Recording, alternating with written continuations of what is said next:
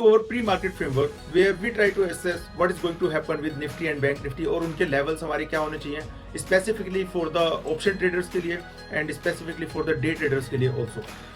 Now let's consider oil. So oil has gone down by 2%. कुछ दिन से ज़्यादा positive की तरफ जा रहा था, but now it has cooled down. Not because there is something positive, but because there is lack of news between US and Iran कि दोनों parties क्या करने वाले हैं, किसी को कुछ नहीं पता. Now let's so इस तरह के सिनेरियो में we have to play on the levels. So for the investors, they should wait for 24,300 on Nifty, then only they should enter into it.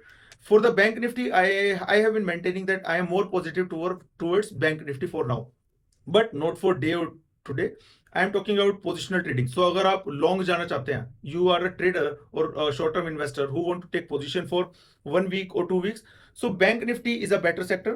Bank Nifty के लिए आपका support जो रहेगा that will remain 57,100. उसके नीचे अगर close होता है then you exit your long positions. And 57,500 is the level at which it is going to open. Around इसके ही वो open करेगा.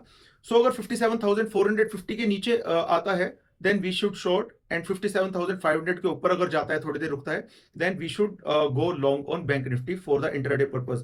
Overall open interest side से it's little negative, but ऐसा लगता है कि कल नेगेटिव पोजीशंस काफी ज्यादा थी, इस कारण से आज नेगेटिव पोजीशंस के लिए रूम ज्यादा नहीं है.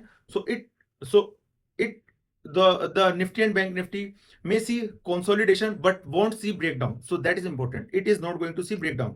Nifty के अंदर भी it is going to open around 24,190 and that is a very key level. 24,190 के अगर नीचे खुलता है और वहां पर टिकता है तो वहां पर आपको शॉर्ट करना है. 24,200 के ऊपर अगर आता है, वहां पर थोड़ी देर टिकता है तो वहां पर आपको लॉन्ग पोजीशन लेनी है. Resistance, first resistance will be 24,300 के ऊपर डेफिनेटली हमें शॉर्ट करना है. अगर 24,380 पर जाता है तो फिर से हमें एक बार शॉर्ट करना है, राइट. अपना ट्रेलिंग स्टॉप लॉस जरूर मेंटेन कीजिए क्योंकि ये मार्केट ऐसी है किसी भी दिन ये एक पॉजिटिव या नेगेटिव डायरेक्शन दिखा सकते हैं तेजी से. सो वहां पर आपको ज्यादा लॉस नहीं होना चाहिए. एंड सपोर्ट रहेगा 24,000 पर. अगर 24,000 पर बाय चांस आ जाता है then it's a golden chance for you to accumulate.